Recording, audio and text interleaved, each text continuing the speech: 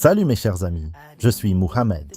Le petit résumé sur le prophète Adam alayhi salam. Adam est un personnage central dans les traditions religieuses, en particulier dans l'islam, le christianisme et le judaïsme. Dans l'islam, Adam est considéré comme le premier prophète et le premier être humain créé par Dieu.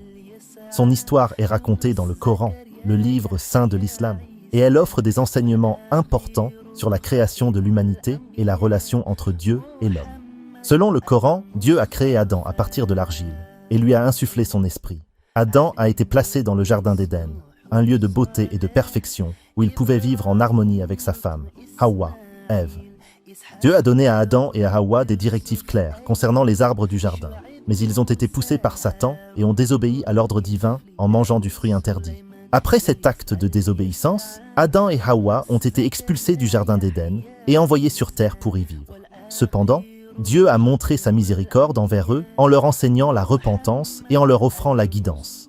Adam est devenu le premier prophète, chargé de guider sa descendance sur le droit chemin et de transmettre les enseignements de Dieu.